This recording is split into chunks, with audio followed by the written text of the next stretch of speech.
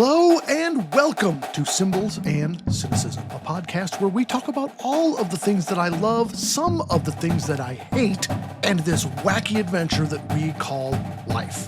My name is Bob, I'm your host, and I'm so glad you are here today as we start season 3 by talking with my friend JD Latorre. We have something neat with Matt, and what's up with word formatting? Let's get started. Yes, indeed. Welcome back. We are glad you're here. I hope you came back. I guess if you heard me say I'm glad you're back, then you are back anyway. A few weeks off, we had a highlight show. We kind of decided that's the last one of those we're doing, so you're not going to, maybe at the end of like calendar year 26. Happy New Year, by the way. I guess we're here. We're in 2026. Are you still writing 25 on your checks? I don't have that problem. I don't write 25. I do until like the end of January. Then in 4 weeks, I kind of regress and I start doing it again. But anyway, Happy New Year. We had a week off. It was nice to sort of get away. We did some planning. I did some interviews that are going to be coming up. We're excited as season 3 comes your way. We have JD Latorre today, Jason Robb, marching band planning. That's next week. Later in the season, Rachel Maxwell talking middle school band, Wendy Davis talking chamber music, Nick Riley, indoor drumline, and so much more coming your way. Clone Wars animated series comes down the line, so start through there. Start with season 1, watch some things. Barbecue, Bourbon, rants. We got a lot of stuff going on. I'm so excited for this season and to get rolling. And you might have noticed that the intro music, if you're a long-time listener, can we say long-time listener yet? We've been up for 6 months, 25. This is episode 25. I don't know if anybody counts as a long-time listener, but if you started at the beginning with us, you might have noticed we're back to the original theme cadence. When I started the podcast, my idea was to highlight different cadences that I had written over the years. I've got all these files just stored of all these cadences that I've written, and let's kind of bring them back and change them around every so often. And we've been doing that. We've featured 4 cadences over the 25 episodes. Quite frankly, I just decided that I liked that first one the best as theme music is concerned. That was Superfly. That's where we started the podcast way back at the beginning. And that was just the one that, for purposes of sounding like intro music, it's the one I like best. So I wrote this one way back in the mid 1990s. Shout out to all of my former Worthington Kilbourne drumline students that rocked out Superfly back in the day. So at least for now, that's going to stay the intro music. Superfly forever. Today, we have a conversation with Ohio Music Education Association Adjudicated Events Chair, JD Latorre. JD is not new to the show. We had JD on way back in season 1, episode 8. If you want to go back, that episode was called Latorre Rhymes with Not a Bore. We talked about marching band at that time. This episode, we are talking about solo and ensemble. We're on the cusp of that happening. In fact, we just had, OMEA had one event this past weekend, and then there are multiple weekends still coming. And then also we talk a little about large group events, band, choir, orchestra. That's coming closer to the end of February and March. But while we had JD on, we're going to talk about all of that sort of stuff. Solo and ensemble. I have said a million times that solo and ensemble for me as a director was a love-hate relationship. I love the chamber music. I love the solos. I love kids making their own musical decisions. I love the independence that it fostered in their personal musicianship. I love the confidence that it brought back to the corporate full ensemble experience. I used to love going into small ensemble rehearsals and hearing their conversations, just sort of sitting in the back, listening to them discuss balance or dynamics or who was going to lead the Acella Rondo and so on. And we always really pushed them to make those decisions. I used to love walking into a room, hearing them play an 8-measure chunk or something, and then saying, you think we were all playing staccato in that phrase? And then just sort of walking away and letting them, light that fire and then letting them have that discussion. Like, probably wasn't staccato, or maybe it was, but I just, throw some gas on the fire sometimes. I love listening to them figure out the rhythm or look up vocabulary words, use their resources. I used to love when walking in and kids would say, hey, Mr. Sloan, what does this word mean? Because it's an indication in their music that they had not seen before that's not typical. And I would say, well, we've got this new thing now called the Google. Are you familiar with it? And they would, just roll their eyes like, yes, but no, I could tell you, but look it up, use your resources. We were a one-to-one school. Every kid had a Chromebook. At times they were allowed to have their cell phones. That was sort of inside of parameters, but like, you have resources. I loved when they would just do that. We used chamber music as early as beginning band. We would encourage Christmas duet performances with our beginning band, small ensemble, a lot of Christmas music with our early middle schoolers, and then of course solo ensemble, and things begin in 7th and 8th grade in Ohio. And we would do Christmas ensembles, with all of our middle school kids. But boy, I hated stuff too. I hated trying to cram in all of the rehearsals during January snow days. I hated having to find accompanists because there aren't enough of them that are really great accompanists, and they're not always available, or somebody else got them. It's just frustrating. I hated the quote, like, last minute conflicts with grandma's birthday or a rescheduled basketball game that wasn't originally on the calendar because something got scheduled. Like probably so many other things in education, the good stuff, discussions and the successes and the fun always seem to get marred by lack of communication or thoughtlessness or disrespect. Just got so frustrating. I used to love the day of the event. You see all the kids dressed up and nervous, and you see them conquer their fears, or at least stand up to those fears. I always joked that a successful day of solo ensemble was any day that no one puked or cried in the performance room. Anyway, good luck to your upcoming solo ensemble events the next couple of weeks. If you happen to be at Pickerington North High School or Sylvania Northview High School the next couple of weeks, stop into the percussion room, one of the percussion rooms, and say hi. I won't have a lot of time to talk, but I will wave with one hand while I frantically write with the other. On today's episode, J. Lee Latorre, we talked about that. We have something neat with Matt, and word formatting sucks. There's a lot to do. Let's get going. Roll the tape on J.D. Latorre.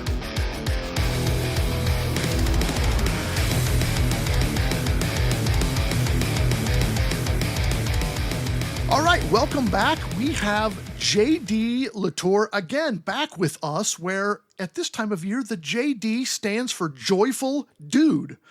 That's right. It stands for Joyful Dude, right? Isn't that right? How have you been, J.D.? It's been a while since we've had you on. Merry Christmas to you and your family. How have you been?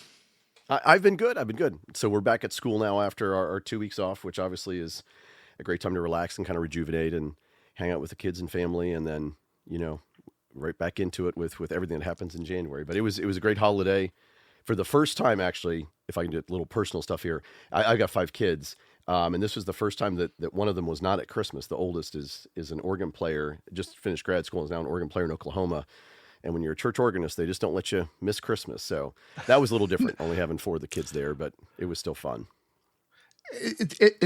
A welcome change of life, but also a little bit of a sad one when they get out on their own and do their own things. And I'm not there yet. My son is still a junior in high school, but someday we will be. And some of his cousins are now bringing their significant others to gatherings, and that's a different, interesting, Yes. fun. It's fun. It's fun. Yeah. Makes it different. Makes it interesting.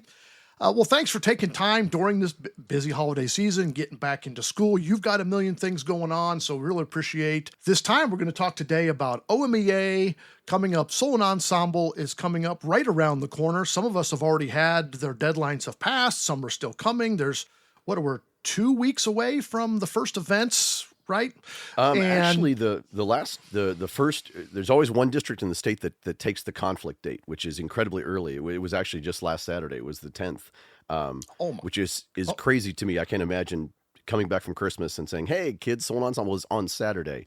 It's District 6. Every year they take that conflict date, and it works great for them. So for a big chunk of the state, the 17th, this Saturday is the first day, which is actually what it is for my kids.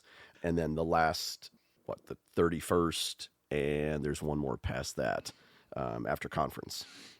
I always had a love-hate relationship with that first week, whether it was the conflict date, we did use that once or twice, or just even the first week, regular week. I always have a love-hate relationship.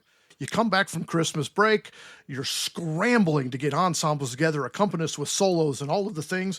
But then at the same time, you're done on January 15th or whatever, and you have a long time to winter concert, large group or whatever you're doing versus plenty of time for solo and ensemble. But then it's the scramble. I guess it's whether you pay the piper before or after, I guess, it's all the same. I think I would trade the stress, and I'm in it right now, obviously. It's crazy right now, getting ready for this week. I think having done it, I mean, you did it forever, and I'm in my 30th year here. I think I like it being here. It's crazy stressful right now, but yeah, the every year when we have it and it's late, like first week of February, you're like, oh, this is going to be awesome. And it is less stressful in January for sure, but it feels like, wow, Soul and Ensemble still will not get here, and the changeover to really focusing on large group prep and all the other things that have to happen. Yeah, so we're kind of in the sweet spot, but right now it's pretty stressful.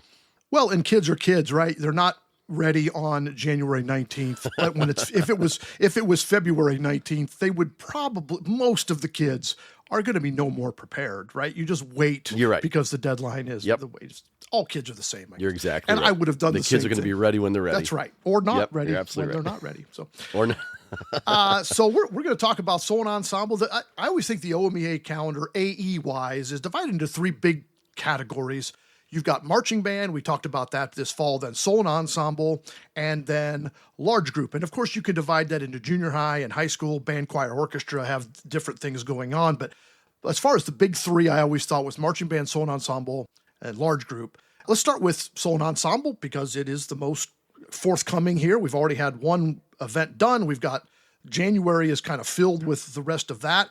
Assuming some of our listeners are not music educators or music students, just give us a brief, what is solo and ensemble?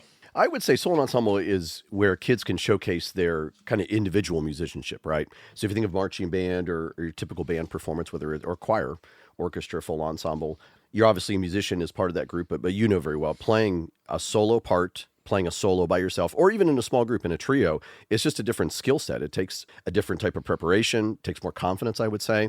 And it's definitely more intimidating for kids. I don't ever push my kids to do it. I do a pretty, I wouldn't call it a hard sell in junior high, but I really try to talk it up because they don't know what it is. And the moment you say solo, they're tuning out. So you got to have to sell it a little bit. By the time you get to high school with my kids, they've either done it or they've decided, yeah, that is definitely not for me, or at least the solo aspect of it. But I think in terms of generating the entire musician, if you will, ensemble playing is obviously a huge part, large ensemble playing, but being that soloist or in a small ensemble, a trio is a really important skill set too, that you want your kids to at least have the option to explore. I always found the small ensemble, trio, quartet, even sextet playing was far more valuable to that development than maybe a solo for the average player. If you want to be a music major someday or all-state band, that level, then you got to be doing solo repertoire, obviously. But for the average general player, I always thought, because they're making their own musical decisions, their role, you can't fake your way through even a third part of a trio. You can't fake it. You got to know your part. I always felt that was really important to the development of individual musicians, and then made my full ensemble that much more confident, because if they have built that level of confidence as a small ensemble, then when there are 3 or 4 second clarinets or third trumpets. It's like safety in numbers, right? You always want to go into the forest, dark forest with the most number of friends. And that was always what I felt like band was like. Why do you think that solo and ensemble, you've already touched on it a little bit, is so important to your band curriculum? Well, I think you hit everything on terms of the student development side of it, which is absolutely true. And it absolutely makes kids better large ensemble players just because they're more confident. For me, in my high school band right now, I have one kid that takes private lessons. So in terms of solo, and I think we've got, 15 kids taking solos and then 4 ensembles or 5 ensembles. For me, it's good because, I mean, in a full ensemble setting, I mean, you're doing assessments, but you're not doing a whole lot of assessments. At least I'm not typically. So I'm not hearing the kids play by themselves very often. So certainly for those kids who are saying, I aspire to go to college and major in music, or like you mentioned, all state auditions and stuff, obviously it's a good chance for me to work one-on-one with them and just see their development. And if for those kids who are saying, hey, I think I want to major in music someday or when I graduate, obviously kind of mentally me thinking, are they on track to those goals? And sometimes you kind of have a frank conversation like, hey, if this is really what you want to do, you might want to think of private lessons or other things to pursue to set you up for success. What's fun for me, though, there's always 1 or 2 kids who they say, hey, I want to do a solo. And you probably experienced this where you had a mental idea of where they were as a musician and they just come in and blow you away. I don't mean on the performance day. I mean, just as they're prepping for the solo, you realize, wow, they're much stronger, or they've just made a huge amount of progress in the last 6 or 7 months than I expected. And that's always kind of nice too. I mean, it just helps your kids better. And that's the same thing true with an ensemble as well, but mostly I experience it with the solos. At least you hope to experience that once or twice. And then on the flip side, you have kids that come in and you're like, wow, you have not made a whole lot of progress since last year. What's the deal?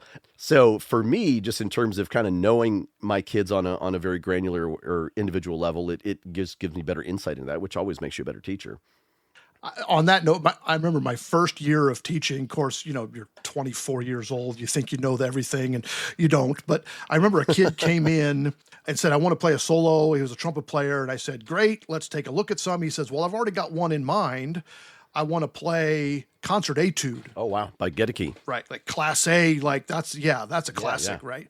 And I'm like, okay. So he says, I've already been working on it. So he pulls it out, puts it on the music stand, and just rips through it. Like I had no idea. I've been there, 5 or 6 months. I had no idea this kid can double tongue. He has really, like, holy smokes. Yeah. Like let's work on some things. There are things to work on. So he goes to Christmas break, comes back. Hey, we're going to get together with your accompanists. And this is like the week of solo and ensemble. He comes in on Monday, lays it down. Sounds great.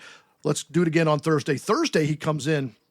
He says, I'm not sure I can play very well today. I said, oh, why? What's going on? He says, well, and he sticks out his tongue, and he had gotten a tongue ring the night before. Oh my gosh. And it was swollen up. Like he couldn't talk past this swollen tongue.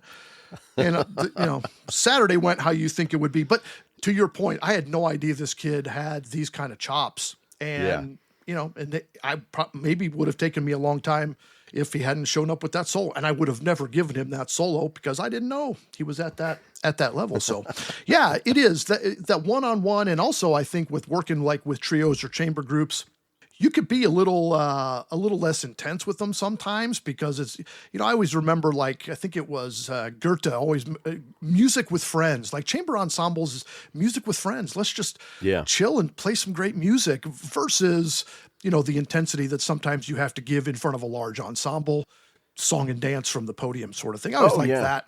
I was like that aspect of it. What I hated was, oh, by the way, I have to go to grandma's and I can't be at solo and ensemble this Saturday. And those kinds of things like, again, love-hate relationship with the event. From a state perspective, you are the Adjudicated Events Chair. How many annually, and that's going to be an approximate number, how many total number of performers across the state, all sites, do we normally have for solo and ensemble? So last year it was about 13,000 entries, which keep in mind an entry is a solo or an ensemble. And of those, I think almost 10,000 were solo. So there's 10,000 kids there. Obviously, you realize an ensemble can be anywhere from 3 kids to 26, I think is the cap for a big brass ensemble or woodwind ensemble. So probably around 17,000 kids a year-ish. a really big year might be closer to 20,000 kids, which is pretty awesome when you think about it across the state. And really only 4 weekends with that conflict weekend that's used sometimes. So that's a lot of kids out there. And I mean, literally thousands of performances, which is pretty exciting. Yeah, and then enough judges in order to listen and evaluate all of those performances. And if you've not just stood back and watched a day of solo and ensemble work, man, it's like a Swiss watch when it's working great. Everything just room to room to room. And, when you have kids like performing 3 or 4 times in a day, because maybe they have a solo and a couple ensembles or something like, a secondary instrument and things. And it's really, that's a lot of kids, a lot of performances. And how many sites across the state? Let's see, it would be around, I think 36 this year. Because obviously some districts have 2 sites.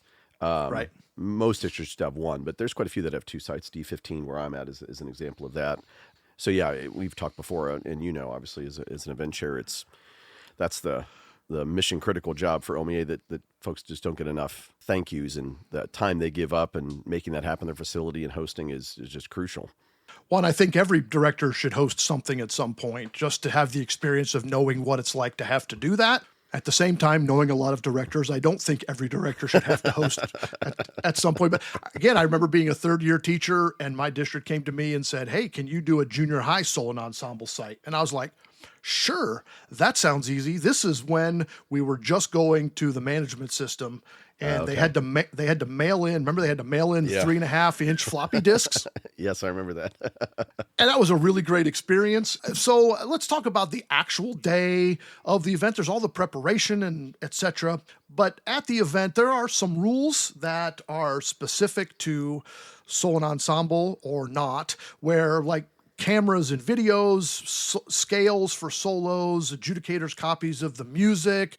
Can you give us sort of the brief rundown of like what are some things that a performer, director, or parent should know before walking into the event? Well, yeah, you've got to have a judge's copy, as we call it, and it really needs to be an original, but we're not the copyright police at OMEA, so we're not going to kick you out or penalize you if it's a photocopy, but it's preferred to be an original. It's got to be numbered. I don't know how you did it. I know some directors have their kids be responsible for numbering their music and stuff in their adjudicator copy, and I always just take care of it. I mean, it's again, if they don't have a private teacher, they probably don't have their original copy, because I probably gave them the photocopy of the part they're playing. You know what I mean? And I don't know if it's ever happened to you. I've only made the mistake once of forgetting to number a score. And actually, I didn't actually forget. It was an ensemble that was big enough that it required a conductor. So I was conducting, and I had 2 copies, of course, one for me and one for the judge. And I didn't number my copy because I don't need the numbers. And when I walked in, I handed the judge the wrong copy. I handed him my copy and then and I didn't have them both numbered. And it was a brass ensemble, really good group playing Australian Upcountry Tune by Granger, a setting of that at least. And they played amazing. And of course we got a 2 because if you don't number the measures, I mean, I felt so bad because the kids played great and they were cool with it. They understood them. The comments were the same. The judge gave us great comments, but mistake I've only made once. So yeah, you got to have the measures. You got to number the measures, of course.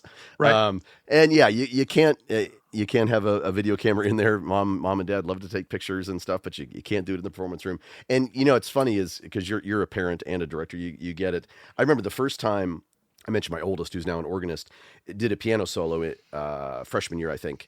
And it's always just an unusual experience as a parent who's been a band director to suddenly have your kid and be the parent in the room. You know what I mean? Yep. And they're playing the piano solo up there. And this is at Pickerington, and it's a nice site. And like a lot of piano solos, they put them in the auditorium. And my first instinct was like, oh my gosh, I want to take a picture of this because, I mean, it's a beautiful auditorium, Pickerington, Ohio, up there in a grand piano.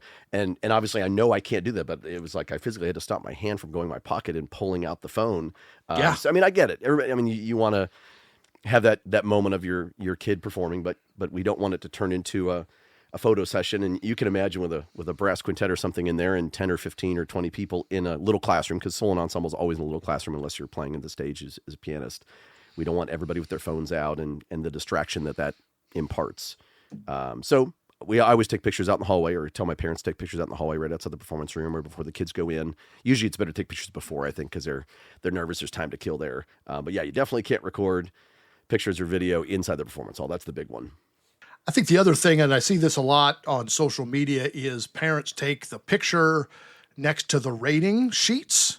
Yes. Yeah. Like in the hallway or wherever they're posted. And I used to always try to tell my parents, like, that's fine, but maybe blur out some of the other ratings that, Yeah. I mean, you just to be sensitive to Oh yeah, for sure. some of the other ratings up there. If they're all ones, all right, well, probably who cares, I guess, but just be cool, right? You want to be Yeah. proud of your student for doing that. Going back to numbers, I don't think I ever trusted a kid to number their own music. Not because I didn't trust the kid to do it. I have friends who for large group will have like a student aide number the scores for large group. And I'm like, are Yeah. you nuts? I mean, just if mistakes happen, right? If a mistake happens, it's on that kid. When you're an adjudicator, of course, you when you become an adjudicator, it kind of informs that too. So now my go-to, it's only happened. I mean, I'm trying to think the last time I had someone hand me a score that wasn't numbered. But I'm always kind of ready. I look, the first thing when someone you know how it works. They walk in the room, you hand the judge the score, and you're kind of waiting. Maybe they're still setting up the room or the kids are still getting in and out and stuff. I always try to, and of course, as a judge, you're probably writing on the sheet from the previous performer. I always kind of glance at it real quick. And if it's not numbered, I mean, of course, I got 1,000 pencils there, right? I'm like, hey, number this real quick. I've done that so many times. Hey, while I'm still doing this, why don't you do this? I mean, look, we're not there to penalize the kids. Right. I mean, a simple mistake, that's harder in large group because you're so far away and there's so many pages. I mean, in large group, it is what it is, but we also know solo ensemble, when you leave in the morning from your band room to go to solo ensemble, you've got this stack of 30 pieces of, this stack of music that, I mean, doesn't matter. I would go through that stack 6 times during the week.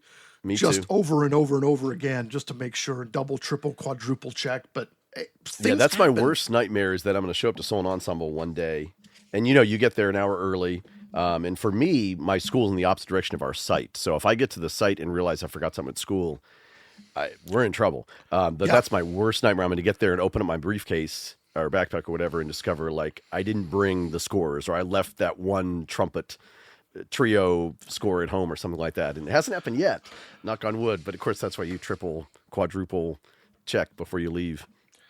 And, and you mentioned one time with your brass choir or whatever, and things happen, right? Yeah. I think when they happen, and we've all had that. I had an accompanist one time accidentally walk off with all of the scores for the entire afternoon's performances. Oh, wow. We were in the homeroom and she set her piano music down on top of my music and then picked it all up and walked away. And it was an honest mistake. Gosh. We got back to this, she felt horrible. But, you set yourself up with the kids, like, what's the purpose of this event? Is the purpose to get ones, or is the purpose to have the performance, having done the work to get the performance ready, to stand up there and, what is the purpose? Kids will handle it based on how the whole event was set up in the culture of the program, I think. Oh, yeah, you touched on it there. I mean, I think that's what, for some folks who don't do adjudicated events, whether it's solo ensemble or large group, whether it's because they're a new director in the school, has never done it, or maybe they didn't do it in high school, so they just don't have the background to feel comfortable putting their kids in that situation. And it's easy for me to say you can't get too hung up on the rating, because when I was young director, of course I was hung up on the rating for large group or marching band, sure, solo ensemble. But yeah, these aren't professional performers. I mean, when you go hear the Cleveland Symphony, it's all about the performance they delivered on stage, because you paid money for that ticket. And for those professional performers, it's all about that performance. But for our kids, obviously the importance is the experience and work and what you got to get to that point. And obviously you want them to deliver a great performance. So that's something I try to talk about, especially with the younger kids and with the junior high especially. We're taking the long view on this. The whole point of this is the preparation that went into it. And maybe you played it great, maybe you didn't have your best day, but that doesn't discount all the work or benefits you got out of the progress you made in the preparation. And it's hard for high school kids and junior high kids especially to really see that, but it's something we try to stress, whether it goes great or not. I try to stress that, so it's not just like a cop-out answer when someone gets a 3 or something. Well, and I've told young directors a million times, as the director, you can make a 3 feel like a 1, or a 1 feel like a 3 if you need to, right? Yep. It's situational. All of these events, solo ensemble wise, across the state, maybe I'm misspeaking here, they're free to get in. They're free to attend. You can just walk in and out of rooms and hear different events, right? Nobody's charging. Oh, yeah. Does anybody charge for parking at these events? I've never been to one that charges. I don't think so. Yeah. To my knowledge, no. If you're going to go just to hear any kids. One of the things, it is difficult to know which room to get into because there is a master program, but it's kind of cumbersome on rooms and the number of events. So get there early and kind of go. I used to always just love to go like sit in the woodrim room for an hour if I had a break, just to kind of hear what comes in. Great for young directors to do that too. We have some young directors. If you only have, a small program, 4 or 5 events maybe, and then you're like done at 10, don't leave. Go sit in the brass room or the percussion room or something that's not your major instrument for a while and see what other Oh yeah, for sure. other schools are putting out there. I always thought that was a really, really great idea. Yeah. Well, and I would say too, for young directors who think they might want to be an adjudicator someday, obviously you get a good broad base experience because if you take a good solo ensemble, you're seeing a bunch of adjudicators. But if there's somebody you know or have a lot of respect for, or just maybe you had them, they were an adjudicator for one kid, you had them, go sit in that room for 3 or 4 solos just to see how some of our best adjudicators interact with the kids as they come in. Because that's in my position, I get a lot of feedback, positive and negative. And the single biggest complaint we get about adjudicators in solo ensemble are not ratings. It's not, hey, why'd you give my kid a 3? They played great. Or why'd you give them this really hard scale when you looked at when they don't go above a G? Why'd you give them it's always about adjudicator demeanor. When we get complaints, and there's not a lot, but they're valid. I think when they cross my desk, it's because the judge, and we've all had kids that go in there and they're super nervous, right? You know what I mean? That freshman trumpet player who's never played a note in front of anybody but you by himself is not going to walk in a room and play in front of a stranger who's a judge, and maybe mom and dad and whoever else is in there. And they're super freaked out. And our best adjudicators, and many of our adjudicators are good at maybe not diffusing that, but not making it worse, right? We're not going to say any names, but you and I both know there are adjudicators that are not good at that for whatever reason. They're every bit the judge label. You know what I mean? Yeah. And that's something we're working hard to improve on, and that work will never stop. But I always thought, like, read the room. Oh yeah. Be like, when I'm the adjudicator, and look, it's tough because you've got an event every 10 minutes, or with junior high, it's every 8 minutes. And as a percussion judge, snare drum solos always get behind because you got to do the 3 rudiments and the solo. Sometimes the percussion ensemble room, with the amount of equipment coming in and out of one door, depending on the site, you get behind, and you don't want to get behind because you try, everybody's got their own schedules. And sometimes it is difficult to have that welcoming, calming demeanor because you're like, I got to catch up or keep up or whatever it is. But like, what's the priority? The priority is to make sure the kid or kids in front of you right now have the best shot at a performance, and throwing a score aside, picking the next one and going, okay, go, is probably not usually the right way to do it. I always like the ones that have a little, not banter maybe, but how you doing? How's it going? Is everybody here? Et cetera, just to get the kid breathing again. Because you can look at them and go, all right. Oh yeah. This could be, this child is very, very, very, very nervous. So, but I've been on both sides of that table too, both sides. So, all right. So, solo ensemble comes and goes. We are in large group season now. This is for full band, full choir, full orchestra, right, for the most part. The first of those is state orchestra. That's coming when? Yes. End of February-ish, right, are the state orchestra days? Yeah. And how many orchestras participating statewide, average? Usually a little over 100. I think last year was 107, I think was last year, which is pretty much average. So yeah, right around 100 across 2 weekends. And I want to say 6 or 7 sites this year. And orchestra only does the state level. When we do band and choir, we have a district level, and then they can qualify and choose or not choose to go on to state. Orchestra is just straight to state, and they have 2 different versions. If they want to participate at the state, they have to choose 2 required pieces. If they want a more of a district level performance, there's 1. Am I saying that right, or can you explain that a little better? No, that's right. That's true. And someone must know the history on this about how it all evolved differently. My gut instinct is probably a calendar thing. I mean, if you go way back in the annals of OMEA, it started out as a band exclusive organization, and then choir and orchestra were added in at later times. I can't tell you why band and choir obviously work essentially together, right? They're the same weekends, and the rules essentially are the same for all intents and purposes as much as they can be. Where obviously orchestra is definitely an outlier in terms of when it happens, the whole modality. Their list is massive compared to the band and choir list. I think some of it's calendar based, but yeah, they'd simply have one event as opposed to the option of some bands to obviously go to a district event and then qualify. Same thing for choirs. I had always heard that it was because of the disparity of numbers of orchestras versus number of bands or choirs. Not every school has an orchestra program, particularly in like Northwest Ohio. Just aren't that many orchestras. District 3, I think we have like 2 or 3 high school orchestras. So to do a different state and district event would just take up another weekend that maybe is not necessary, versus the number of bands and choirs is massively more, right, than the number of orchestras across the state. That's what I had always heard, so maybe I'm wrong. No, I think that's a big part of it too, yeah, because there's usually about 700 bands and choirs that participate in district, and then about a little less than half go on to state. So yeah, I mean, you're talking 7 times the amount of ensembles performers, and you know how the economics of this work. Obviously, if you're an event site where it's not about making money, but you got to break even, right? I mean, we're a nonprofit. So if you only have 2 orchestras show up to your event, you're not paying for the cost of adjudication and just all the other odds and ends that have to happen for that event to be at least break even. So the economy of scale is important. So I'm sure that's part of it too, just in terms of the number of orchestras participating, to put them in a more condensed format. Sure. As a friend of mine used to say, it's not about the money, but also it's about the money. Well, it's not about the money until you come in red, right? That's right. As long as you break even, it's not about the money. But the moment that you're is like, definitely wow. about the money. So at large group, band, choir, orchestra, they're all kind of this. You mentioned it, kind of the same rule set as much as it can be.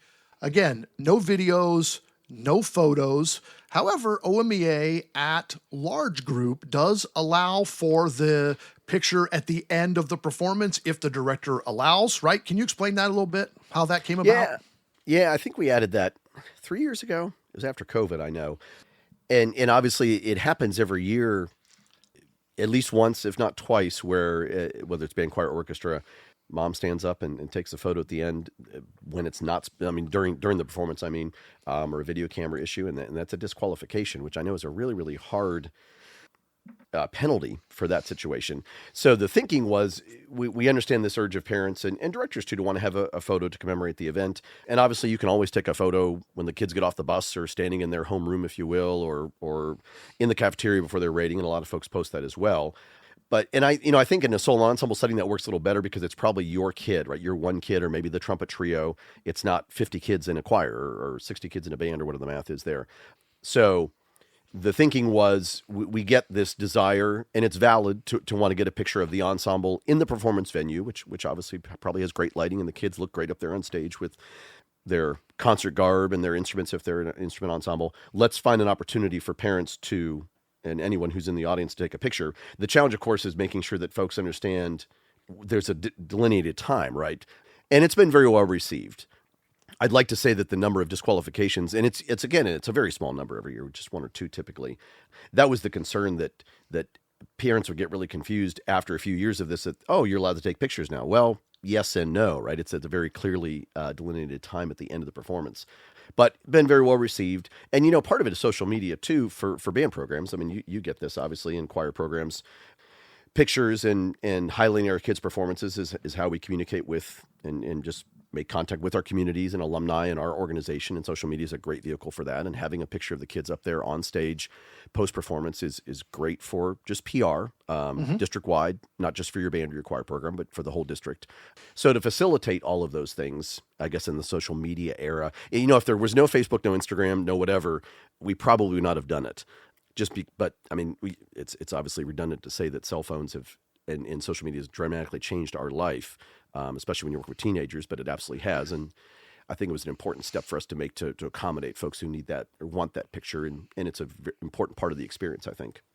I think the propensity to take the picture is increased depending on the site. Like if your ensemble is performing in a really beautiful auditorium, and maybe at your school you don't have an auditorium. Oh yeah. And so absolutely. Now it's like, wow, our kids are in this, beautiful facility. I want to take a picture of it, versus maybe the other way too. As a director, I never allowed that end of concert picture or end of performance picture, because we had an auditorium and like, take all the pictures you want on Tuesday night, and just so there's no confusion. And I think whatever you're doing, there's no right, there's no wrong, there's right for you or your program. I think the key to that whole thing, whatever you're going to do, is like communicate with your parents. Yes. Right? You're having that concert on Tuesday or whatever day it is, or you're sending a newsletter, whether it's solo ensemble or large group, just tell them no photos. Or save your photos. I will approve photos at the end. Communication from the director can go such a long way into clearing up all of this, because let's face it, and I've been the announcer at these events too, is the parent listening to what I have? Maybe they are, maybe they're not, but if they read it in a newsletter, hear it at a concert, and now they're sitting at the event and the announcer is also saying it, the more times There's the better. A chance, the more times better for all that. You mentioned the penalty for that is disqualification, and that's big. And I've been on that side of it too, as a judge, or sometimes as a director. I would just go hear other ensembles, and you're like, put your phone away, sir, and all that sort of stuff, like jumping down the rows of the auditorium. I remember crawling across I remember Pat Meeks crawling across 3 rows of the Findlay High School auditorium, like, sir, put that away. And I did it once for her as her ensemble was on the stage. And I think a year later, she did it for me as my, so no matter how much you communicate, I mean, parents are parents, and it is what it is, right? Move on to band and choir, which again is a different time of year. It's March for the district level event, late April, early May, usually ish for the state level event. And there have been some recent changes to this whole scenario with the inclusion of a sight reading option versus a clinic option. Can you talk a little bit about that? Yeah, so we've added some new options over the last few years, and it kind of goes back to what you just touched on as far as directors have to look at adjudicated events of, okay, how does this work for my program? What can my kids get out of this, and how can I use it in the best way to facilitate my goals and my kids' learning and all of those things? So for some programs, obviously, if you've never done large group before, the sight reading, especially for choirs, but for bands as well, the sight reading could be a huge, just scary thing, where maybe you feel like I can get my kids prepared to put together a program of 3 pieces, but they are not ready to do sight reading. And like I said, for choirs especially, I think that can be a pretty hard barrier, depending on how the program is structured and all the things that come into making kids good readers at any level. So we added the option of making the possibility for sight reading to be optional, and so you can opt in to have a clinic instead of doing sight reading. So you go in that same room, of course, but rather than doing a sight reading piece with the adjudicator, you select part of your program, maybe one piece, depending on time, and play that and get a clinic. But also because, a lot of the festivals that are set up outside of OMEA don't include sight reading, right? And are modeled on kind of a clinic type format. So if directors prefer that for their kids in their program, now they have that option, which is good. Open classes is what that's called.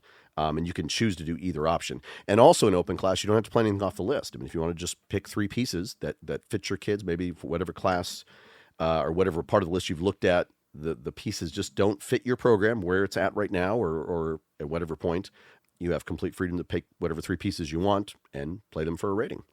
Now, you don't qualify for state if that happens. You don't qualify for state with that.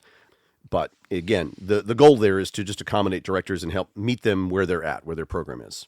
Yeah, and I think that clinic is a great. We've had bands and choirs start to attend events in our area because that is now an option.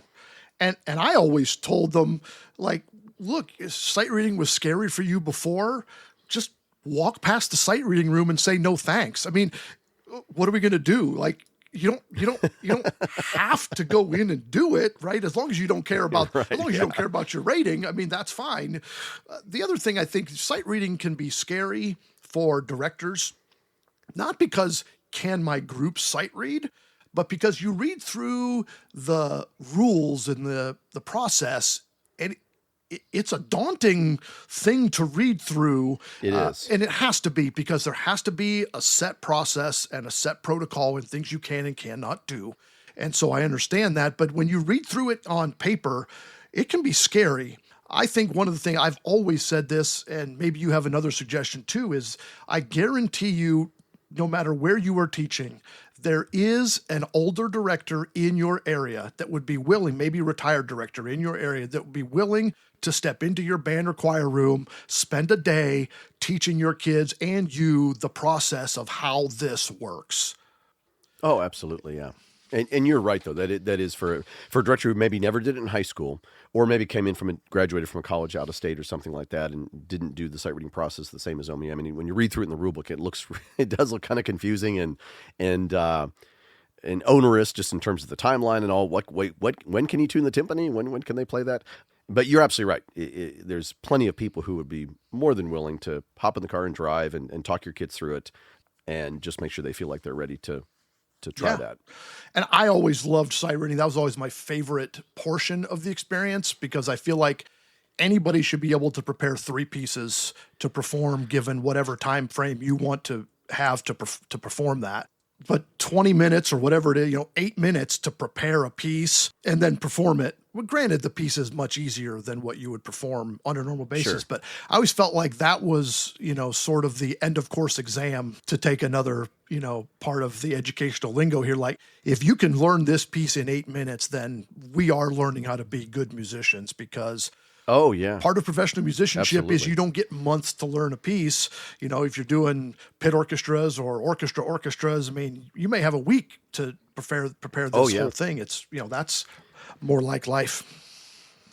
Yeah. Oh, yeah, absolutely. Yeah. I love the sight reading experience, and it's stressful, but I think it's very real world. And I know what you mean when you say it feels like a final exam. As far as a teacher, it does as well. I mean, if you've done your job properly. And again, there's some tricks to it. I mean, having some of it is experience and just knowing how to pace your comments and knowing what potential pitfalls as you look through that score. We've gotten some wonderful feedback from principals who've been in the sight reading room. And of course, officially, there's no guests in the sight reading room, right? But that technically, if you're a principal, talking to directors who might be out there, or superintendent, any administrator wants to come along, they're more than welcome to be in the sight reading room. They don't need special dispensation or anything. That's the exception to the no spectators in the sight reading room. But that's a really eye-opening experience for a principal who may not have any band or choir background to see and just not understand how the process works. You know what I mean? They've been, I'm sure, hopefully they support the band program, choir program. They've been to concerts and heard the kids play and sing. But to see them go in a room and do the process you just described, for a novice who doesn't really know much about music, that's a really amazing thing to witness. So kind of keep that in mind. If your principal or superintendent ever was to attend large group, they're more than welcome, if you're comfortable with it, to bring them in the sight reading. That may be a really great experience for the kids to see them there, and for the principal to see them pull that off. Yeah, and I had a number of principals over time come in with us, and that was always their favorite part of the experience. And then afterwards, they would always go, "Seriously, you've never seen that piece before?" Like, it amazed them that we could do in such a short amount of time. And then you explain, yeah, but it's like a 7th grade band piece, so it's not like Sure. literature that we would play on a regular concert. But yeah, I mean, that's a lot of good PR and goodwill for your administration to see your kids being able to do that. So, Absolutely. and it can generate conversations too. I mean, like, hey, you were talking about a DSL something. What is that all about? They have those questions because if they weren't musicians growing up and in band and choir, they don't know. Yeah, well, and I think it's a great microcosm of just the teaching that happens in the classroom. And obviously our principals come in to evaluate us and do all the OTES stuff. So they see us teaching, but it's different. I mean, it's so condensed. Mm-hmm. And I don't know about your kids. I'm sure your kids were the same way. My kids are hyper-focused. I knock on wood. And we usually play fairly late at night. Like the latest we ever done sight reading, I think, was like 10:30, but usually it's between 9:30 and 10:30. Yep. Which, of course, kids are typically night owls, but that's what I enjoy the most, when they walk in and they sit down, and there's a nervous energy, and that's okay, because they want to do well, so the nerves are a part of that. Yep. But also, as the folders are coming around, and I mean, there's no smiles, but that energy I really feed off of. I enjoy it a lot. I mean, I'm nervous too, because I don't want to make any mistakes, but I think that's just really special for principals to see, and they have the option. Yeah, you're talking about lateness. I remember this is 2 decades ago, probably. There was a fire emergency at the site, we were supposed to be the last band on Friday night. There was a fire. They had to clear the building for like 45 minutes to an hour. So everything got pushed back. I think we got into the sight reading room at like 11:30 or something. I mean, like, Oh my God. our kid's going to fall asleep. I mean, of course, you're not supposed to go that late, but given the circumstances, I mean, everybody just did, did what they had to do, and everything went fine. But it was like, I don't think anybody in the state has maybe ever sight read that late, because just happened. So badge of honor, I guess. That might be a record. Yeah, probably. I don't know. I don't have the plaque on the wall for that, but it is what it is. So the other thing here is, with Professional Development Conference coming up in Columbus in just a couple of weeks, I know AE has just a ton of sessions typically across all areas of adjudicated events. Anything this year that's new, or something they should really look through their guidebook and check out and try to attend? Oh yeah, well, they're very easy to find, because you mentioned guidebook. If you just hit the adjudicated events tab, all of our sessions populate right there. And there's actually more this year than we've had since before COVID. And we try to straddle two things. There's obviously ones that are completely aimed at directors, which makes a lot of sense. And then there's also ones that are more for adjudicators, because it counts as their professional development specific to their OMEA adjudication certification. But obviously, any of those are open to directors. I always tell directors, if you're thinking about becoming an adjudicator, if you just want to get a better window into how adjudicated events work, come sit in at an adjudicator session. So there's breakout sessions for all the core areas of solo and ensemble. So there's a brass solo and ensemble, there's a orchestra, choral, percussion, breakout sessions, mainly targeted at adjudicators, but again, anybody's welcome. And then of course there's always sessions, kind of big picture band, large group performance type sessions, maybe focusing on sight reading or talking about just the rep or how to work with small bands. Actually, this year's band large group session is specific for preparation for small band programs, which I think is awesome. They got some great people involved with that. So yeah, definitely check that out and highlight the ones you're interested in. And I'll say it one more time: if you're a young director or adjudicator, or someone who wants to become an adjudicator eventually, you're always welcome at any of those sessions. It's a great window into how things operate, and you might discover, hey, I'm more ready to be an adjudicator than I thought I was. Yeah, I can confirm. I used to go to some of those events. I was drugged to some of those events by older adjudicator directors. Like, you should come to this. And I went sort of unwillingly. Like, that's not for me. You're right. You learn so much just about what adjudicators are being told, that it's like that informs your teaching and your preparation, even though you're not an adjudicator. So 100% can confirm, 10 out of 10 do recommend attending those events. Even if you're not an adjudicator, even if you don't want to be an adjudicator, it can really help you prepare your kids for those events. Hey, thanks for joining me today. Let's catch up at PDC in a few weeks. Swing by the booth. I've got an RHS Music and Cymbals and Cynicism booth. Booth 208, right next to the Blue Coats. So find where all the people are and come around the corner, and that's where I am. But before you go, can we talk about Star Wars a little bit? Of course, that'd be great. I know you're a huge Star Wars fan. We had you on previously. We talked about this. So if you didn't listen to the previous J.D. Latorre episode, I'll remind you, you were a 7 or 8 on our 1 to 10. How big of a Star Wars fan are you? Your favorite movies are Empire Strikes Back and then Rogue One. Favorite Jedi is Obi-Wan, mostly from the animated Clone Wars. Favorite character was Han Solo. Favorite villain was Darth Vader. And your favorite scene from a movie is the last battle of Return of the Jedi. Yep, that's right. So you've already done the level 1 questions. So now we're moving on to the level 2 questions. Okay. They're not harder questions. This is not trivia. They're a little deeper, a little more fun maybe. So if you were a Jedi, what color would your lightsaber be? Well, let's see. My favorite color is red, but I can't go with red for obvious reasons. Probably green, I think. We talked about this last time, just how so much of my enjoyment of Star Wars, and I think yours, is colored by our childhood growing up with it, right? I remember in Return of the Jedi when, of course, Luke lost his blue lightsaber at the end of Empire, right? And everybody figured, lightsaber's either blue or red. If you're bad, it's red. If you're good, it's blue. And then Luke in Return of the Jedi has a green lightsaber. Like, oh my gosh, they come in all the colors. It's like a rainbow. And then, of course, if you read about it, you discover the reason it was green because they wanted to be blue, but they decided it didn't work. And that in the first part of the movie on Tatooine, The battles didn't look good with the blue lightsabers. They just, hey, let's make it green. And now there's a whole lore and almost retcon to justify why he ended up with a green lightsaber. But I'm going to go with green because I think it looks cool. Yeah, I agree. Yoda, right? Yoda gets the green lightsaber, so green is good for me too. If in real life you could have a Jedi power, what Jedi power would you choose to have? Well, as I get older, certainly being able to pick up things that are heavy and move them would be great. But as far as probably most useful, probably the Jedi mind trick, having young kids at home, like my 7-year-old who doesn't want to clean up his toys at the end of the night or doesn't want to go to bed. Boy, the Jedi mind trick would come in really handy for that. Or for band, right? Solo ensemble coming up. Hey, you will practice your scales. I mean, I say that, but of course they don't because they're high school kids, right? But if I could actually use the Jedi mind trick and they would go home and practice scales, how amazing would that be? Yeah, I'm kind of like between the Jedi mind trick and the Vader force choke. That'd be kind of cool too, you know? I always thought, like, especially during COVID shutdown, when you're in these endless Zoom meetings, I just like to reach through the screen once in a while, you know? So we'll go with mind trick. I like that though. All right. So if you could have dinner with any 3 Star Wars characters, who are you inviting to your dinner? Oh, wow. Well, when you ask that question, the first thing I picture, of course, is the scene on Bespin and Empire where they open the door to the banquet and Darth Vader's standing there for dinner, but it's not really going to be a very pleasant dinner. Right. So I probably don't want to mix good guys and bad guys. So I probably would go with kind of the core trilogy, or the core 3 from the original trilogy, kind of Luke, Han, and Leia, I think would probably be my dinner guests if I could pick anybody.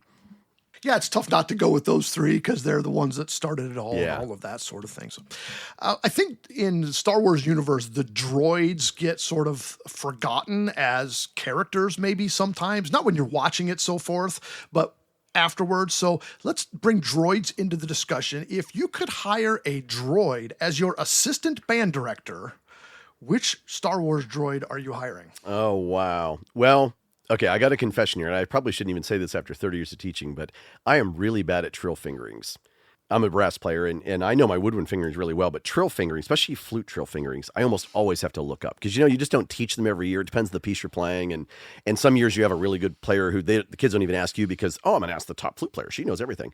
So I almost always have to look up my flute trill fingering. So if I had, I'm guessing C-3PO probably would have no trouble with his database or whatever, memorizing all the flute, all the fingerings. Although he probably would have trouble showing the kids. I don't know if he could pick up a flute and point to the right key there.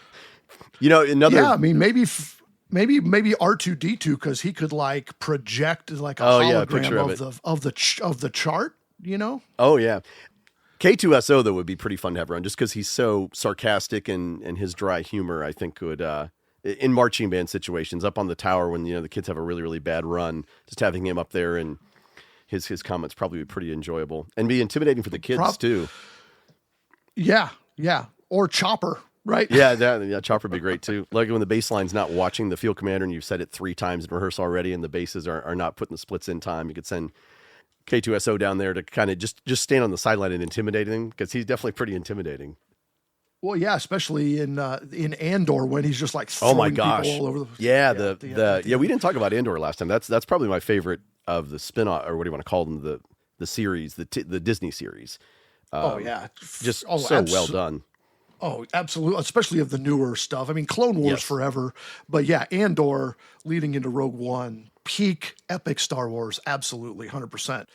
Along that, thanks for transitioning into the last question here. If you could greenlight any new movie or TV show about a character or storyline that has not been fully realized or explored, what are you putting on the screen? I don't know. There's so many out there already, and of course, there's new in the pipeline, like the is it Red One, the movie that's coming out next year, the X-wing pilot. Is it called Red One? I can't remember what its name is. I've seen the preview for it. Yeah, I can't remember the name of it. Yeah, that looks really good. I'm probably in a minority here. I really like Solo, and I was really surprised when it didn't do well. And I think the original plan was to do follow-on movies in that timeline with some of the same characters, maybe another Solo movie. And of course, I told you already that Han Solo was my favorite character. So maybe that's why I liked the movie and other people didn't. But I would love to see another Solo, or maybe they explore the Lando Calrissian, which I know at one point was pitched and I think has fallen by the wayside now as a standalone movie, I think those were both ideas that I would love to see further explored. Hey, have you seen Solo? I'm sure you have, right? Yes. Oh, yeah. There's this little Easter egg in Solo that I think is really cool. They use the Imperial March, but they put it in a major key. Did you know that's in there? Yeah. Yeah, and it's really cool. It's in the scene where he's at the spaceport or something, right? And he sees a promo video for, hey, join the Empire, right? Just kind of breaking the fourth wall there. And I actually use that in my class, not so much the scene from the movie, but you can go on YouTube and you can find it, just to teach my 7th graders the difference between major and minor, because that's kind of a tricky concept and it's so multifaceted. But just a quick, here's what it sounds like, kids, and because everybody knows the Empire March, right? Imperial March, because it's so iconic. And listen to what it sounds like when you just change the key signature, put it in a major key. And of course, it sounds like this happy, like, yeah, I want to sign up to be a TIE fighter pilot. We're not evil. So, but I think that's so cool that they tucked that in there. And it's really hard to hear because there's other soundscape obviously happening and dialogue on top of it. But it's a neat little Easter egg in there when you catch it. Yes, near the beginning of the movie when they're leaving Corellia or trying to get off of Corellia, it's when he gets his name because he doesn't have a last name. Oh, that's right. Yeah, he walks up. Yeah. Yeah. And they're doing they're running the recruiting videos. Yeah, to become stormtroopers and all that, because of course clones are no more and et cetera, et cetera. But yeah, they've actually used it in a major key. Also in episode 1, they use it a little bit when Anakin is doing, not baby Anakin, but little Anakin is doing some things. They use it. They hide it behind there too. So just like, again, go back to like the power of music can be so epic when done right. Yeah, the power of music, right? Just so absolutely. Whether it's solo ensemble, large group, on the screen, it's why we do what we do, right? Because music can and does change lives, hopefully for the better. JD, thanks for joining us today. Thank you for Sam, your littlest one, who is playing ever so nicely in the band room. Go take him to lunch. He needs some chicken nuggets or something. Yeah, I think that sounds fair. Yeah. Go get him some nuggies for being such a good boy today.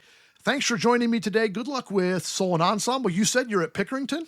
Yeah, we're at Pickerington this Saturday. Yep. So we're in the home stretch here. Well, I will see you there. I haven't looked at my schedule yet, so I don't know if I have any of the Burned Union kids, but I will try to be an accommodating and welcoming adjudicator from behind my table. So awesome. Good luck with Soul and Ensemble and the rest of your school year. Thanks for joining us as always. Hey, thanks for having me on, Bob.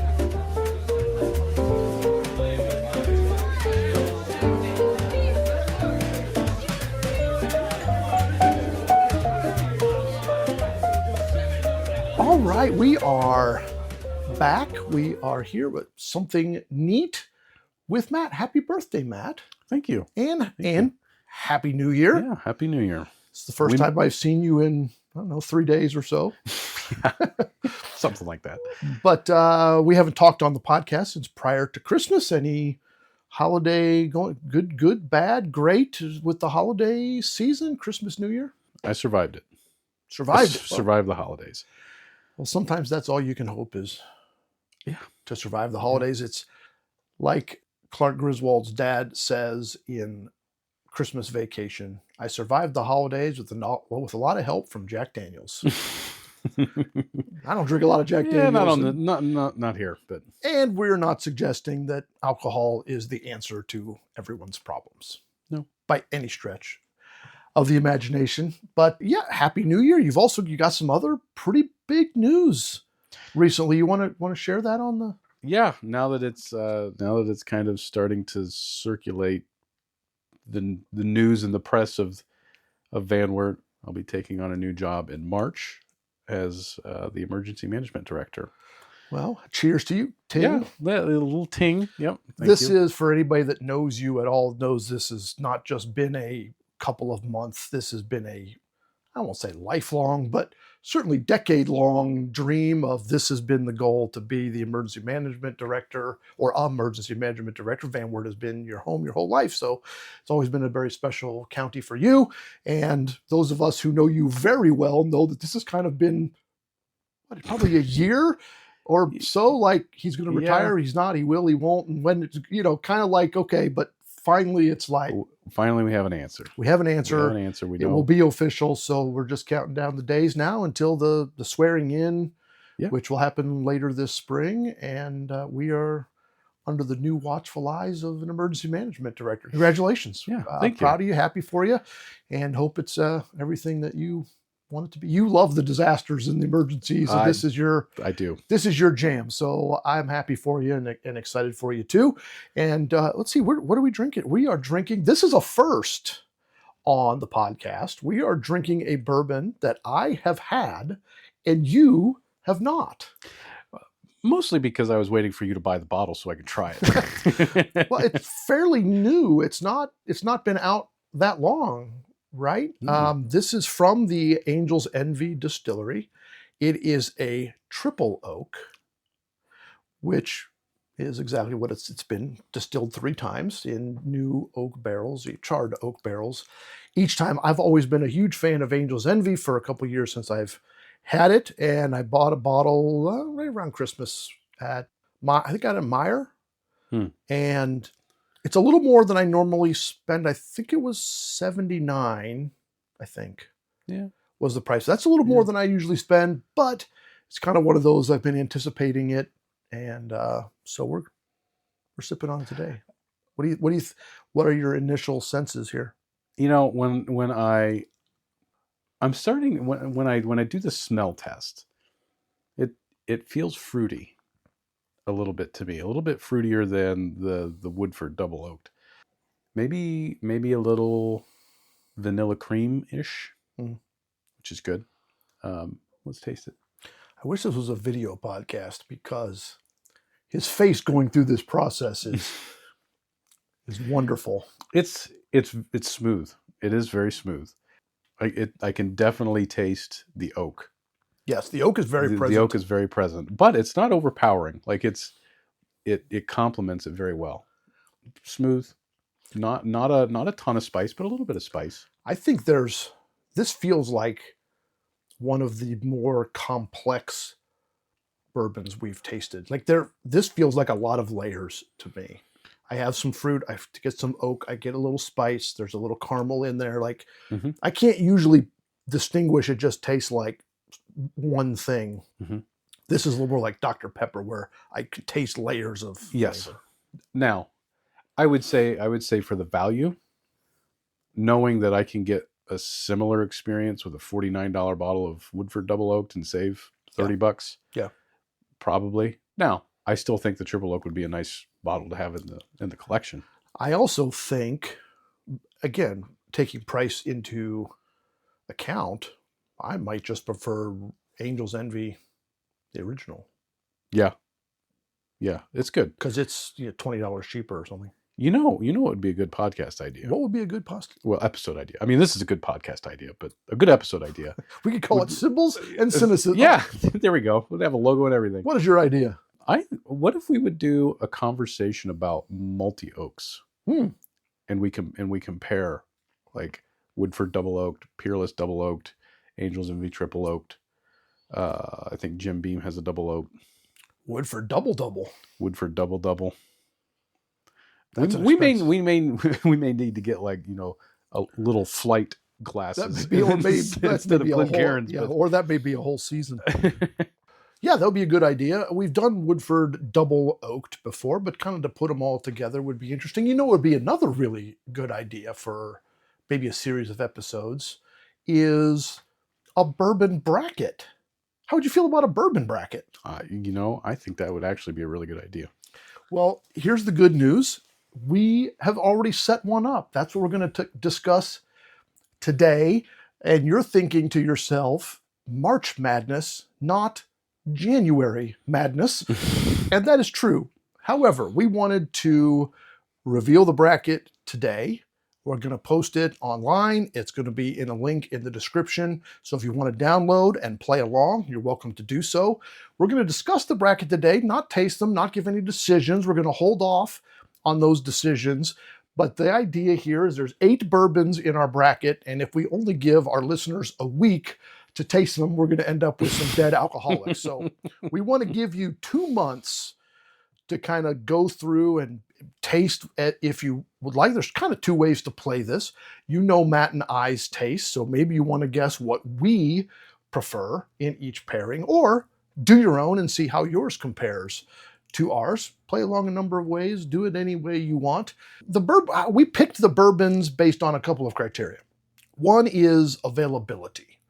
These are bourbons you can find in your local liquor store, find a lot of grocery stores if they have a decent bourbon selection. They are affordable. These are not your $200 bottles. And also, in case you don't want to go buy the whole bottle, a good way to sample bourbon is at a restaurant or a bar. You go out to eat, have a bourbon off a bourbon list. And these bourbons are going to be on most bourbon lists. So you can go out to dinner, try one, see what you think, and do your bracket at home. Right? This is great. This is great. This is great. You know, the really nice thing is I don't even have to go get any of these.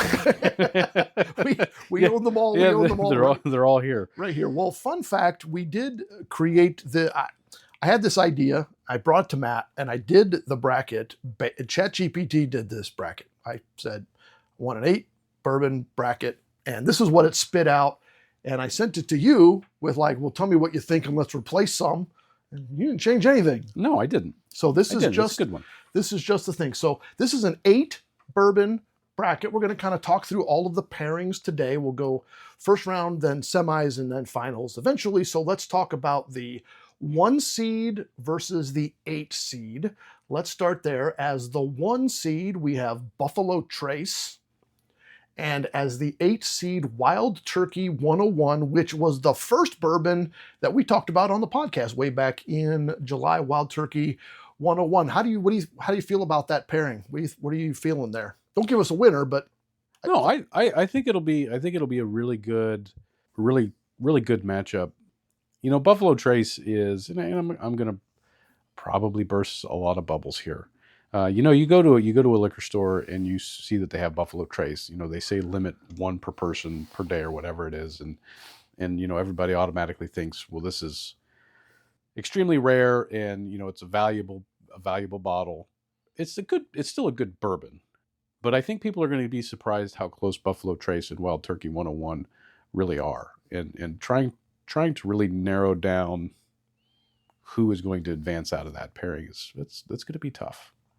Before we go on, how were you going to determine a winner between two?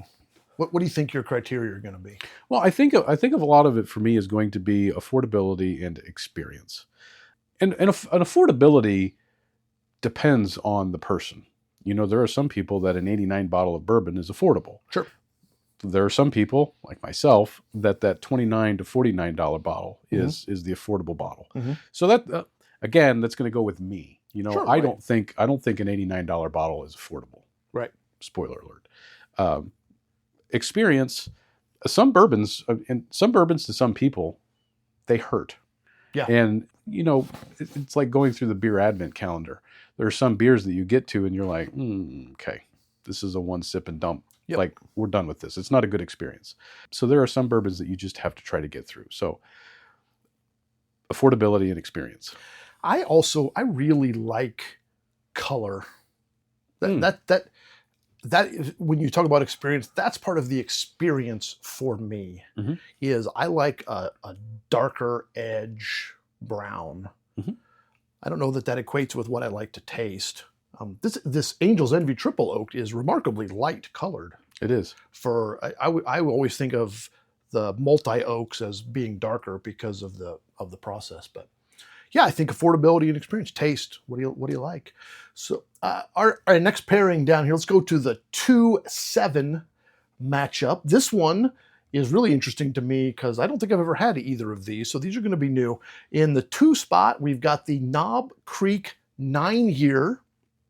And in the 7 spot, the Evan Williams single barrel. How do you see that matchup playing out? I've only had these a couple of times. And by a couple of times, I literally mean maybe once or twice. And if memory serves me correctly, the Knob Creek 9-year is more of a caramel, maple, butterscotch palate. And the Evan Williams single barrel is a little bit fruitier, which is refreshing, can be refreshing. So I think there you have 2 pretty different palates. Yeah. But again, maybe that's one that actually does come back to affordability and which one's going to hurt the wallet less. But they're going to taste a lot more different than our 1-8 matchup, you think? Yeah. Okay, let's go to the 3-6. Our 3 seed is Bullet Bourbon against the number 6 seed, which is one of my first favorites way back in the day, Four Roses Small Batch. That's a big name. Four Roses and Bullet, both big names in the bourbon industry, right? Yeah, very big names in the bourbon industry. And I mean, any restaurant you go to, you can ask for either one of these and you're going to get them. Mm-hmm. And again, I think they're going to have similar flavor profiles. And actually, was something that we haven't really ever talked about. And maybe this plays into somebody's criteria for what they like. You look at the bottles, 2 very different bottles. Ooh, what the bottle aesthetic of the bottle. You have the elegance of the Four Roses bottle with the little rose embedded into the glass, whereas the Bullet Bourbon is more of an industrial looking bottle and more of like reminds me of a bottle that you'd see in a factory somewhere. So it'll be interesting to see how those 2 match up. Is Bullet its own distillery, or is that? It's its own distillery. It's its own. Okay. Yes. It's not like it, because like the Buffalo Trace distillery has Blanton's and Eagle Rare and Buffalo Trace and a bunch of different things. Okay.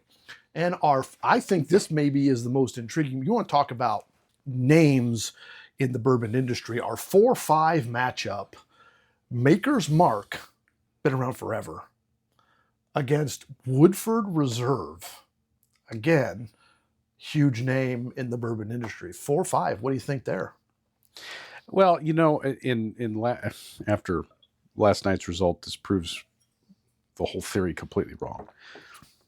Before the college football playoff, Dan Lanning, the head coach for Oregon, said that the 5 seed is the optimal spot. Mm-hmm. You don't have the bye week, and you don't have to play difficult teams until you actually have to play a difficult team, and then you get smoked.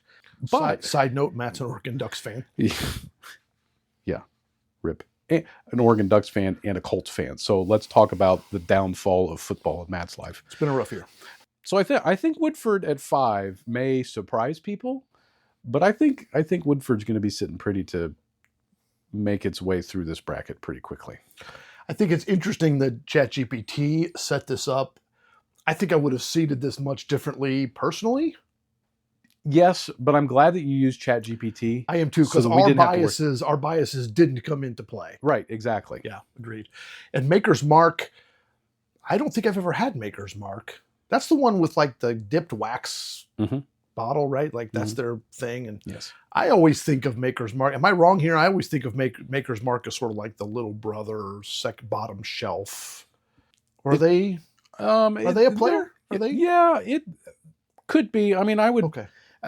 I'll ruffle some feathers. I would say I would put Maker's Mark in line with Evan Williams, Jim Beam. Sort of like a classic. Not Jack Daniels, but it's also not Blanton's. It's right in the middle of the road. It's consistent. It's affordable. It's good. It's everywhere. Yeah, right. Okay, so that is our bracket set up. On the next episode, where we do something neat with Matt, which isn't for a couple episodes down the road, we are going to start by discussing our 1 versus 8 matchup. So we're going to have some Buffalo Trace here. We're going to have some Wild Turkey 101 here. We're going to sample them both. We'll have more of a flight little sample, or maybe a swish and spit. We don't want to get sloshed on the podcast. No. And so if you want to play along, you might want to try a couple of those. Start with that 1-8 matchup. Then we'll do the 2-7, 3-6, and so forth. And by the end of the season, we'll have all of our results, and we'll reveal our results at a later time. This bracket is downloadable so that you can play along. It's linked at the bottom of the description. We'll also put it up on our social medias, which are all Cymbals and Cynicism on TikTok, Instagram, and Facebook. Sometimes we were able to use the ampersand. Sometimes we had to use the word and. I don't remember which one's which, but it's got the yellow Sid logo. You'll figure it out. Always drink responsibly. If you're under 21, don't drink at all. If you're trying these at restaurants, consider having a designated driver, because we want you to get home safe so that you can continue to listen to the podcast and play along with us. Anything else on the bracket? I'm excited that this is going to be fun. It is going to be fun. I'm looking forward to it. And Angel's Envy Triple Oaked. Final thoughts? I'd give it a strong B plus. It's good. Thanks for buying a bottle. The thing holding it back is the price point for me. Yeah, I don't know that I would agree. buy another bottle. I would prefer, like you already mentioned, I'd prefer the double oaked based on price point. They're very similar to me. This one is a little drier. Yeah, my mouth is pretty dry now that I've had it. Yeah. And so, if you offered me a glass of triple oak, I would definitely take it. Yeah. But if you asked me which I would prefer, probably double oak. Yeah, I agree. In my opinion. So, all right, well, let's go home and try some bourbon to be ready for that 1-8 matchup. Perfect. Have a good week. Bye. That's it. No. Breathe. Find your happy place.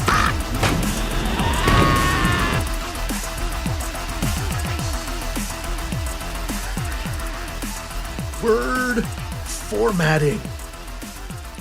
Look, first off, are we even still using Word and Microsoft Suite? I can tell you, many of us are forced to because of our work demands. Word, Excel, PowerPoint, our places of business are invested in the Microsoft Suite, and so we have to use these elements. Don't even get me started on this thing called OneDrive. If you don't know what OneDrive is, get down on your knees right now. Thank your lucky stars that you don't know what OneDrive is. That's another rant for another day. So, dear Word, I want to insert this picture right here, please, in my document. And it's like Word says, okay, so you want it to be 5 pages tall, right? No. Just a little picture right here in the corner. And Word says, oh, right, in the middle of 2 sentences, and also you want the font to change, and I'll go ahead and edit your entire credit history as well. Cool? No, Word, calm down. I just want to move this picture over 1 inch to the left. Make it a little bigger and just a little to the left. And Word says, sorry, man, look, the best I can do is knock over the basketball hoop in the driveway. Done? Okay, Word, listen, just let's undo a bunch, let's just start over, okay? Not so much, but nice try. Why? Why can't Word just insert the little picture, move it 1 inch to the left, without messing up the entire document, messing up my credit history, knocking over the basketball hoop, and wrecking the entire world's economy? Why? I feel better. Do you feel better? I feel a little better. How about some homework for the week? It's New Year's. How about some resolutions? Do you make resolutions? Do you keep your resolutions? I don't make a ton of resolutions. I am on a pretty good string of keeping resolutions. I decided a number of years ago, this was before COVID, that I always waited way too long to get a haircut. I need to be every 3 or 4 weeks, and I would wait 4 weeks, and then 4 turned into 5, and then 5 was a busy week, so now it's 6. And it's that kind of thing where then you get a haircut and everybody says, hey, nice haircut. That's how you know you probably waited too long to get a haircut. So I decided that every time I got a haircut before I left, I was going to schedule the next haircut. That way it was on the counter, in the books, and this has been genius. I still do this. It's been 5 years or 6 years. I still do it. It was glorious. I also had a problem as a band director. You know, there's probably a lot of us are like this, band directors especially. You kind of eat on the run, and then your car kind of collects fast food bags or Ziploc bags, whatever. It's like coffee cups and empty soda cans, and it just like drove me nuts that my car would always be a mess. So I decided I was going to clean out my car every time I got to fill up on gas. That was my resolution. When I stop at the gas station to fill up on gas, instead of just standing there leaning against the car, I'm going to empty the trash. They put a trash can right there. Might as well use it. And I still do this. People go, man, your car is almost always so clean. That's how. That's the secret. The point is, I'm not suggesting you make a resolution. Maybe you're already perfect and don't need to make any changes, and that's fine. But my suggestion with resolutions is to pick the little things, like making a haircut appointment, using more sticky notes, give more hugs, stop asking how is your day when you don't really care how their day is. Make a resolution, or don't, but if you're going to make one, make it a small one that you can keep. Feel good about yourself. Okay, that's the show. Make sure you leave a rating, drop a comment, or send a message on the app of your choice. You can text the show with the link at the bottom of the description. Check out the merch store at themarchingarts.com/RHS. We hope you'll join us next week for a marching band show planning discussion with Jason Robb, some smoked pork, and New Year's resolutions. Thanks for joining me today. The theme music is Superfly, written by me, copyright RHS Music. The show logo was designed by John Suh. The show is produced by my sister, Kathy. I hope you'll join us next time for more reflections and rantings on Cymbals and Cynicism.